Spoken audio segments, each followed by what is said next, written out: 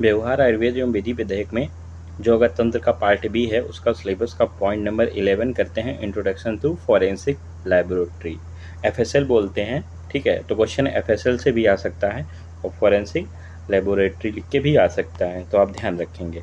अब देखिए, जैसे आप समझ रहे होंगे, लैबोरेटरी आपने सभी देख के रखी है कि बायोलॉजी में क्या होता था स्कूल टाइम में आपने, फिर यहाँ एनाटॉमी का लैब देखा होगा, तो अब क्लियर है कि वहाँ क्या होता है। ठीक है, तो अब जैसे कोई क्राइम सीन है, ठीक है, कोई भी ऐसा क्राइम सीन है जहाँ पे कोई एविडेंस मिलता है, जैसे कि रस्सी मिल गई, सलाइवा मिल गया या सीमन मिल गया, ठीक है, तो उसका प्रॉपर जो एग्जामिनेशन किया जाएगा वो कहाँ किया जाएगा, तो वो फॉरेंसिक लैब में किया जाएगा। और क्यों किया जाएगा, तो easily case solve before court. ठीक है, कोर्ट के पहले ही केस को सॉल्व किया जाएगा, जिससे उससे संबंधित जो डॉक्यूमेंट तैयार किए जाएं वो कोर्ट में सबमिट किए जा सकें, जिससे जस्टिस हो पाए। ठीक है, तो आप ये समझ गए कि यहाँ पे फॉरेंसिक लैब का और कोर्ट का एक अच्छा रिलेशन है। तो इसकी जो डेफिनेशन बनेगी वो फॉरेंसिक पे और फॉरेंसिक लैबोरेटरी पे और उसके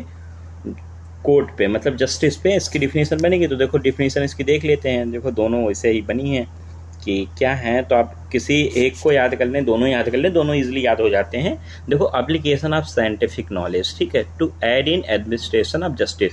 तो साइंटिफिक नॉलेज को कहाँ ऐड करना, एडमिनिस्ट्रेशन ऑफ जस्टिस, मतलब न्याय करने के लिए, न्याय की सहायता करने के लिए अपने जो साइंटिफिक नॉलेज, अपना वैज्ञानिक ज्ञान है उसका अनुप्रयोग करना। ठीक है, एप्लीकेशन करना। दूसरी डिफिनीशन देखो, study and application of the scientific examination and evaluation of evidence for legal purpose.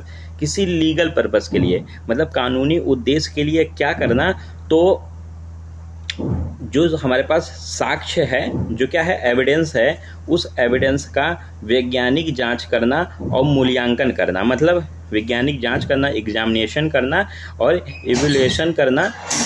ठीक है, और फिर उसका अध्ययन करके उसका प्रयोग करना। तो ठीक है, मूल्यांकन का अध्ययन करना मतलब स्टडी करना और अनुप्रयोग करना। तो आप चाहे इंग्लिश में याद कर लें, चाहे समझ लें हिंदी में, ठीक है, जैसा भी आप लिख पाएँ, बस कि साइंटिफिक नॉलेज को कहाँ ऐड करना, एडमिनिस्ट्रेशन ऑफ जस्टिस में, और study and application of scientific examination and evaluation of evidence for legal purpose. अब आगे बात करते हैं। देखो, तो फॉरेंसिक साइंटिस्ट जो होते हैं is responsible for gathering and analysis information at the crime scene. ठीक है, जो फॉरेंसिक साइंटिस्ट होते हैं, ठीक है, फॉरेंसिक वैज्ञानिक होते हैं, उन्हीं की जिम्मेदारी होती है कि वो अपराध स्थल जो है, क्राइम सीन है, अपराध स्थल पर वहाँ पे जो जानकारी एकत्र करते हैं, ठीक है, गैदरिंग करते हैं और फिर उसका विश्लेषण करते हैं, मतलब एनालाइजिंग करते हैं उस इन्फॉर्मेशन का, उनकी किसकी की जिम्मेदारी होती है, तो फॉरेंसिक साइंटिस्ट की जिम्मेदारी होती है। कैसे, तो देखो वहाँ पे using advance equipment and the scientific knowledge that take a minute pieces of information and use them to prove a suspect innocence or guilt। मतलब वहाँ पे एडवांस जो उपकरण होते हैं, एडवांस इक्विपमेंट होते हैं, उनका प्रयोग करके और साइंटिफिक नॉलेज, अपने वैज्ञानिक ज्ञान का उपयोग करते हुए, जो वहाँ पे टेक अ माइन्यूट पीसेस, छोटे छोटे जो पीसेस होते हैं उनको लेते हैं और फिर उसके लिए किसी भी संदिग्ध या बेगुनाही है या अपराध है, इसको साबित करने के लिए उनका वो उपयोग करते हैं। ठीक है, वो इनोसेंस है या गिल्ट है, इसका प्रूव करने के लिए, ठीक है, वो जांच करते हैं। ठीक है, अब देखो, forensic scientist require the aid of several pieces of equipment in order to perform their duties.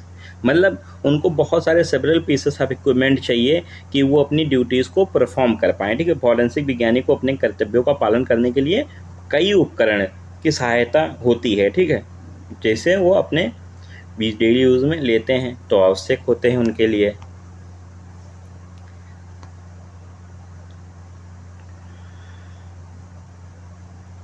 देखो, फॉरेंसिक साइंस लेबोरेटरी एफएसएल, ठीक है, कलेक्ट करता है, एग्जामिन करता है, एनालिसिस करता है, ठीक है, एंड रिपोर्ट बनाता है। फिजिकल एविडेंस जो वहाँ होते हैं वो सबमिटेड इन क्रिमिनल, किसी क्रिमिनल केस में जो फिजिकल एविडेंस सबमिट होते हैं उनको कलेक्ट करता है, एग्जामिन करता है, एनालिसिस करता है और रिपोर्ट तैयार करता है, ठीक है।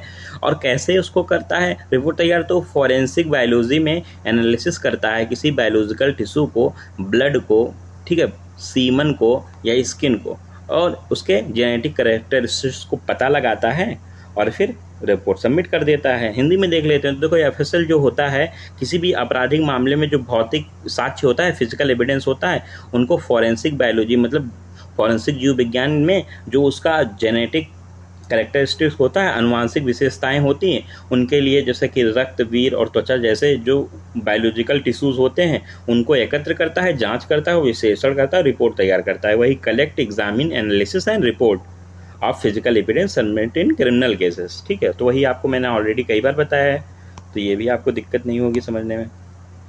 आगे देखो, forensic scientist use equipment in field such as specialised power brushes, ठीक है, powders, brushes, cameras and tape to capture fingerprint. मतलब जो फॉरेंसिक वैज्ञानिक होते हैं, फॉरेंसिक साइंटिस्ट होते हैं, ये फिंगरप्रिंट लेने के लिए विशेष प्रकार का पाउडर, स्पेशलाइज्ड पाउडर, एक अच्छा सा ब्रश, कैमरा और टेप जैसे उपकरणों का उपयोग करते हैं।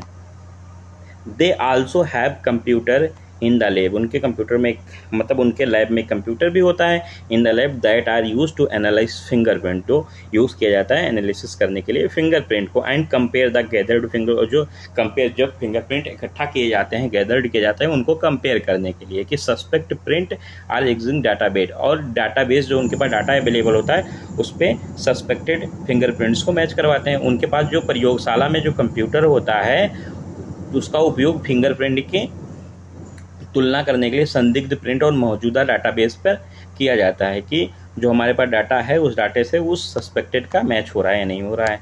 देखो सम इक्विपमेंट फॉर फॉरेंसिक लैब, ठीक है, कुछ और फॉरेंसिक लैब के लिए कुछ उपकरण होते हैं जैसे कि एटॉमिक स्पेक्ट्रोस्कोपी, स्पार्क स्पेक्ट्रोमीटर हो गया, स्पार्क इमिशन स्पेक्ट्रोमीटर हो गया, एविडेंस ड्राई कैबिनेट हो गया, ठीक है, मतलब एविडेंस को सुखाने के लिए कोई कैबिनेट, ठीक है, फिंगरप्रिंट एनालिसिस मतलब फिंगरप्रिंट एनालिसिस करने के लिए फिंगरप्रिंट इक्विपमेंट होना चाहिए, ठीक है। और देखो फ्लोरोसेंस स्पेक्ट्रोस्कोपी होना चाहिए जिसे फ्लोरोमेट्री, और forensic DNA analysis, forensic toxicology के लिए गैस क्रोमेटोग्राफी इक्विपमेंट चाहिए। ये सारे नाम आपको याद करके लिखने हैं, ठीक है, ये सारे इंस्ट्रूमेंट हैं, इक्विपमेंट हैं। और हिस्ट्री एंड पैथोलॉजी लेबोरेटरी वहाँ होनी चाहिए जिसमें लाइट्स होना चाहिए, माइक्रोस्कोप्स होना चाहिए, एनालिटिक इक्विपमेंट होना चाहिए। तो सब हम लोगों का ख़त्म हो गया, क्या क्या वहाँ और भी उपकरण आवश्यक होते हैं। तो हम लोगों का ये कंप्लीट हो गया। इम्पॉर्टेंट टॉपिक है, लॉन्ग क्वेश्चन के पर्पज़ से मैंने पढ़ाया है आपको। वैसे तो शॉर्ट, वेरी शॉर्ट में भी आता है, वेरी शॉर्ट में आएगा तो सिर्फ डिफिनीशन लिखने को आएगा, और लॉन्ग में आता है तो काफ़ी कुछ चीज़ें लिखनी होंगी। तो आप यहाँ डिफिनीशन से शुरू कीजिए, बाकी चीज़ें आप अच्छे से 1-2 बार पढ़ेंगे, आपको भी चीज़ें याद रहेंगे। और मैं नोट्स टेलीग्राम पे डाल ही देता हूँ, तो वहाँ से आप ले सकते हैं।